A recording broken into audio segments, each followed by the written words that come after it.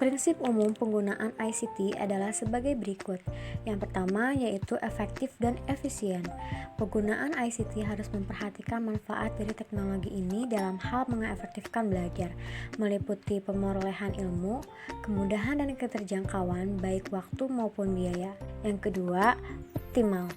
Dengan menggunakan ICT, paling tidak pembelajaran menjadi bernilai lebih daripada tanpa menggunakannya. Nilai lebih yang diberikan ICT adalah keluasan cakupan dan kekinian atau up to date. Yang ketiga, menarik. Dalam prinsip ini, pembelajaran di kelas akan lebih menarik dan memancing keingintahuan yang lebih. Pembelajaran yang tidak menarik dan memancing keingintahuan yang lebih akan berjalan membosankan dan kontraproduktif untuk pembelajaran. Yang keempat, merangsang daya kreativitas berpikir anak. Dengan menggunakan ICT, tentu saja diharapkan anak mampu menumbuhkan kreativitasnya dengan maksimal yang terdapat di dalam diri mereka. Seorang anak yang mempunyai kreativitas yang tinggi tentunya berbeda dengan anak yang mempunyai kreativitas yang rendah. Anak yang mempunyai kreativitas yang tinggi tentunya akan mampu menyelesaikan permasalahan dengan cepat dan tanggap terhadap permasalahan yang muncul. Dalam mengoptimalisasikan penggunaan ICT pada dunia pendidikan, ada beberapa karakteristik yang pada umumnya digunakan, yaitu sebagai berikut. Yang pertama, tutorial.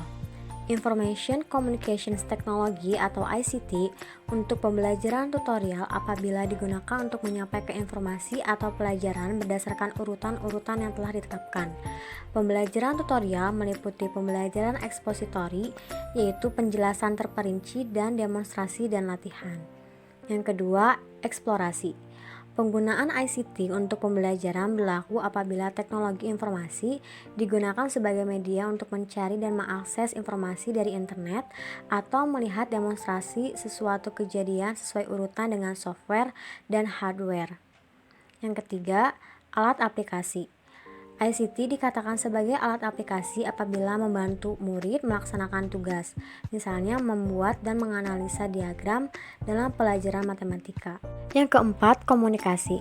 ICT dikatakan sebagai alat untuk memudahkan komunikasi antara tenaga pendidik dengan murid dalam mengirim dan menerima informasi. Berdasarkan beberapa karakteristik penggunaan ICT tersebut, adapun implementasi penerapan ICT dalam dunia pendidikan, yaitu sebagai berikut. Yang pertama, sebagai buku elektronik. Buku elektronik atau e-book adalah salah satu teknologi yang memanfaatkan komputer untuk menayangkan informasi multimedia dalam bentuk yang ringkas dan dinamis.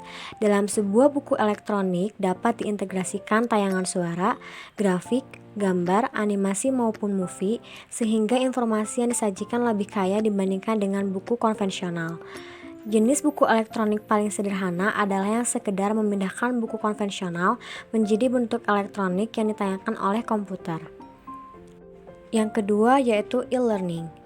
Menurut Victoria Altenio menyatakan bahwa e-learning meliputi pembelajaran pada semua tingkatan, maupun formal ataupun non-formal, yang menggunakan jaringan komputer yaitu intranet maupun extranet untuk pengantaran bahan ajar, interaksi, dan atau fasilitasi. Untuk pembelajaran yang sebagian prosesnya berlangsung dengan bantuan jaringan internet sering disebut sebagai online learning. Internet-based learning atau web-based learning dalam bentuk paling sederhana adalah website yang dimanfaatkan untuk menyajikan materi-materi pembelajaran. Fasilitas e-learning yang lengkap disediakan oleh perangkat lunak khusus yang disebut Perangkat Lunak Pengelola Pembelajaran atau LMS, Learning Management System.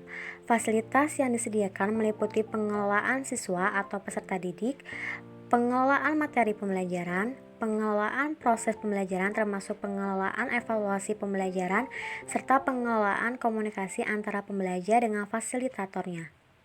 Fasilitas ini memungkinkan kegiatan belajar dikelola tanpa adanya tatap muka langsung di antara pihak-pihak yang terlibat.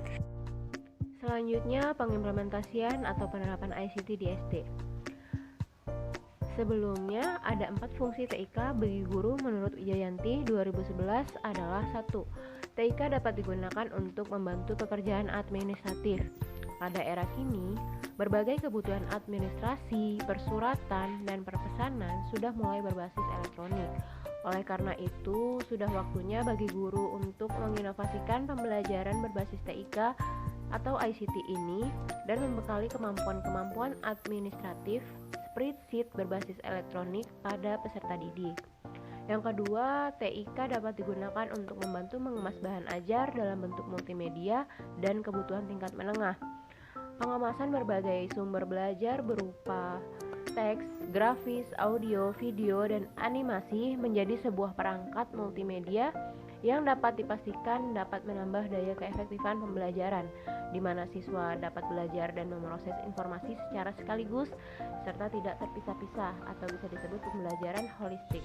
Yang ketiga, TIK dapat digunakan untuk membantu proses manajemen pembelajaran atau e-learning, kebutuhan tingkat lanjut, dan lain-lain.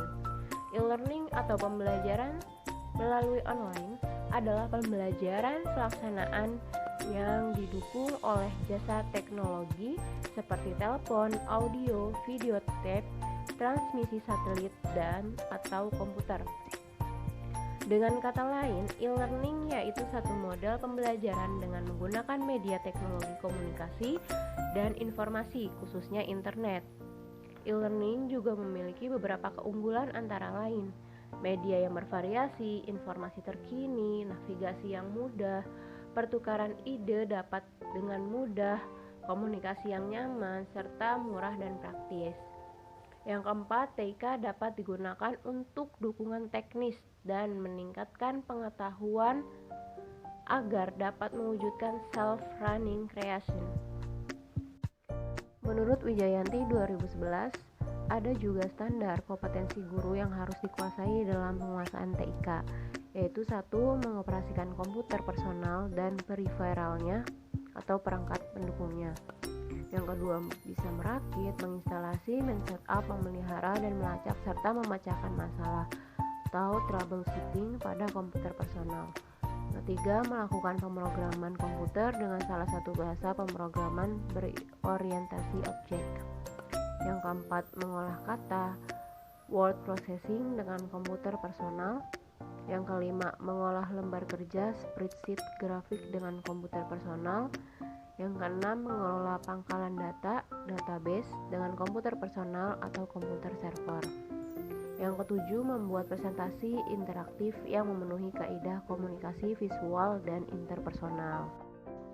Adanya beberapa fungsi TIK atau ICT dan kompetensi yang harus dimiliki oleh guru dalam penguasaan ICT. Dalam pemanfaatan pembelajaran di SD, ICT sendiri lebih menekankan kepada sumber belajar. Nah, menurut Mulyasa tahun 2010, sumber belajar adalah rujukan, objek, dan bahan yang digunakan untuk kegiatan pembelajaran. Sedangkan menurut AECT, Association for Educational Communications and Technology, dan Banks dalam Komalasari 2010 menyatakan sumber belajar adalah segala sesuatu atau daya yang dapat dimanfaatkan oleh guru, baik secara terpisah maupun dalam bentuk gabungan untuk kepentingan belajar mengajar. Adapun beberapa jenis sumber dan media pembelajaran berbasis TIK yang dapat dimanfaatkan guru di sekolah dasar antara lain: 1. Komputer atau laptop. Komputer atau laptop adalah alat yang berguna untuk mengelola data menjadi informasi menurut prosedur yang telah dirumuskan sebelumnya. Keberadaan peralatan ini sudah semakin luas di sekolah-sekolah, bahkan ada beberapa sekolah yang memiliki laboratorium khusus untuk komputer. Beberapa manfaat utama komputer di sekolah adalah sebagai sarana penyimpanan data digital dari berbagai kegiatan pembelajaran, sebagai alat audio dan visualisasi berbagai materi pembelajaran, dan sebagai alat memproses berbagai program berupa software pembelajaran. Yang kedua, ada LCD atau Liquid Crystal Display. LCD yaitu alat untuk memproyeksikan atau menayangkan informasi yang berasal dari komputer atau laptop atau media informasi lain seperti DVD player. Di banyak sekolah, pemanfaatan proyektor LCD sudah tidak asing lagi. Guru dapat menayangkan informasi-informasi pembelajaran melalui alat ini.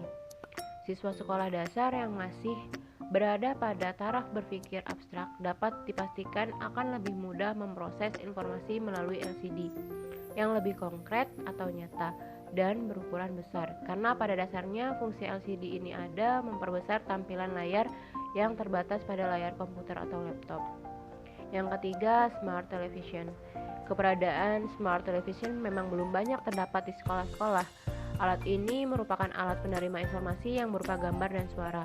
Tidak seperti televisi tradisional yang hanya dapat menayangkan informasi audiovisual secara real time dan tergantung dari penyedia channel. Smart television juga dapat mengakses jaringan internet. Jadi pengguna atau guru dapat lebih banyak memilih channel yang disukai atau sesuai dengan materi yang diajarkan. Bahkan menyimpan dan memesan tayangan yang sudah atau belum tayang.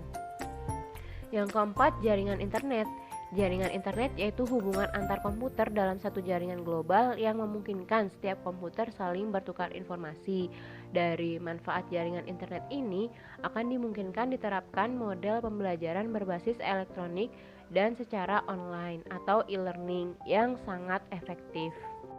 Yang kelima, ada email, electronic mail atau surat elektronik, yaitu pesan secara elektronik, baik berupa teks maupun gabungan dengan gambar yang dikirimkan dari satu alamat ke alamat lain di jaringan internet. Email dapat dimanfaatkan secara efektif oleh guru dan siswa untuk berkomunikasi dan menyampaikan informasi yang berkaitan dengan tugas-tugas belajar. Selain email, juga terdapat sosial media yang berupa bertukar pesan, yaitu seperti WhatsApp. Nah, dalam pembelajaran di SD melalui e-learning dapat menggunakan grup WhatsApp atau Telegram. Jadi hubungan antara orang tua dan guru tidak terlepas begitu saja, melainkan bisa menggunakan grup-grup yang ada di Telegram atau WhatsApp. Yang keenam, presentasi PowerPoint. Presentasi PowerPoint merupakan salah satu software presentasi yang sering dimanfaatkan guru dan siswa.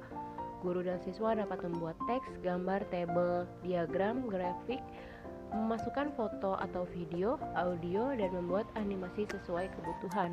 Presentasi menggunakan PowerPoint mampu mengomunikasikan suatu gagasan kepada orang lain dengan berbagai tujuan, terutama untuk menarik perhatian siswa terhadap materi yang disajikan. PowerPoint dapat digunakan secara interaktif untuk membuat siswa lebih berkesan terhadap materi yang dipresentasikan. Yang ketujuh, CD pembelajaran.